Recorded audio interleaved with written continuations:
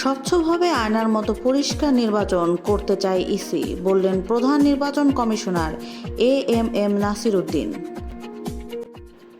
স্বচ্ছভাবে আয়নার মতো পরিষ্কার নির্বাচন করতে চায় ইসি। নির্বাচন কমিশন বিশ্বকে দেখাতে চায় নির্বাচন কোনো লুকোছাপা হচ্ছে না। সকালে ইসির সাথে গণমাধ্যমের প্রতিনিধিদের সংলাপে এসব কথা বলেন প্রধান নির্বাচন commissioner AMM Nasir Uddin. AMM Nasir Uddin বলেন, নির্বাচন কমিশন জাতির কাছে প্রতিশ্রুতিবদ্ধ। সুষ্ঠু ও সুন্দর নির্বাচন আয়োজনের লক্ষ্যে গণমাধ্যমের সহযোগিতা ছাড়া লেভেল প্লেয়িং ফিল্ড ও নির্বাচনের অনুকূল পরিবেশ তৈরি সম্ভব নয়। এজন্য সকলের সহযোগিতা কামনা করছি।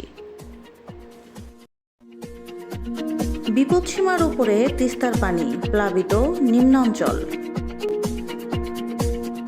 কয়েকদিনের টানা ভারী বৃষ্টি আর উজানের পাহাড়ি ঢলে বিপদসীমা অতিক্রম করেছে তিস্তা নদীর পানি। সকাল ৬টায় দেশের বৃহত্তম সেচ প্রকল্প তিস্তা ব্যারাজের ডালিয়া পয়েন্টে পানি প্রবাহের রেকর্ড করা হয় ৫২.২৫ মিটার, যা বিপদসীমার ১০ সেন্টিমিটারের উপরে। এর ফলে জেলার বিভিন্ন অঞ্চল ও সড়কসহ বহু এলাকার ঘরবাড়ি প্লাবিত হয়েছে। বন্যা পূর্বাভাস ও সতর্কীকরণ কেন্দ্র জানিয়েছে, সোমবার সকাল ৯টা পর্যন্ত অন্তত ১২ ঘন্টা তিস্তা নদীর পানি বিপদসীমার ওপরে প্রবাহিত হচ্ছে। এতে লালমনিরহাট, নীলফামারী, রংপুর ও কুড়িগ্রাম জেলার নিম্নাঞ্চল প্লাবিত হওয়ার আশঙ্কা রয়েছে। কোরআন অবমাননার অভিযোগে অপূর্ব পালকে কারাগারে পাঠানোর নির্দেশ।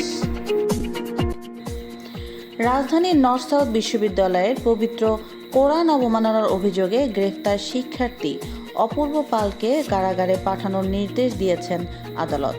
রোববার ঢাকার মেট্রোপলিটন ম্যাজিস্ট্রেট সাইফুজ্জামানের আদালত এই আদেশ দেন। মামলার তদন্ত কর্মকর্তা আদালতকে জানান, অভিযুক্ত শিক্ষার্থী কোরআন শরীফ পদদলিত করার বিষয়টি স্বীকার করেছে। পরে কারাগারে আটক রাখার আবেদন করলে তা মঞ্জুর করে আদালত। ডেঙ্গুতে আরও ৯ জনের মৃত্যু, হাসপাতালে ভর্তি হয়েছে আরও ১,০৪২ জন। গত ২৪ ঘন্টায় ডেঙ্গুতে আক্রান্ত হয়ে ৯ জনের মৃত্যু হয়েছে। পাশাপাশি এই সময়ের মধ্যে আরও ১,০৪২ জন ডেঙ্গু জ্বর নিয়ে হাসপাতালে ভর্তি হয়েছেন। রোববার স্বাস্থ্য অধিদপ্তরের হেলথ ইমার্জেন্সি অপারেশন সেন্টার ও কন্ট্রোল রুম থেকে পাঠানো প্রতিবেদনে এ তথ্য জানানো হয়। দ্রুত গাজার শান্তি আলোচনা এগিয়ে নেওয়ার আহ্বান ট্রাম্পের। বিবিসির এক খবরে জানা গেছে, দ্রুত গাজার শান্তি আলোচনা এগিয়ে নিতে মধ্যস্থতাকারীদের আহ্বান জানিয়েছেন মার্কিন প্রেসিডেন্ট ডোনাল্ড ট্রাম্প। আজ মিশরের হামাস ও ইসরায়েলের মধ্যে পরোক্ষ শান্তি আলোচনা শুরু হওয়ার কথা।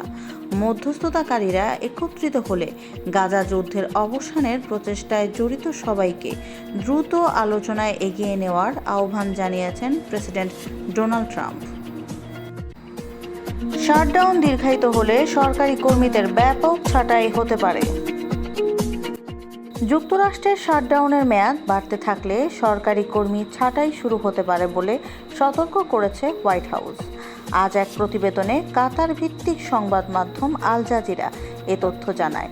সতর্কতায় বলা হয়, যুক্তরাষ্ট্রের প্রেসিডেন্ট ডোনাল্ড ট্রাম্প যদি সিদ্ধান্ত নেন যে কংগ্রেসের ডেমোক্র্যাটদের সঙ্গে আংশিক সরকারি শাটডাউন শেষ করার কোনো আলোচনার কোনো অগ্রগতি সম্ভব নয়, তবে কেন্দ্রীয় সরকার কর্মীদের ব্যাপক ছাঁটাই শুরু হতে পারে। এরই মধ্যে ৫ দিন পার করেছে দেশটির শাটডাউন।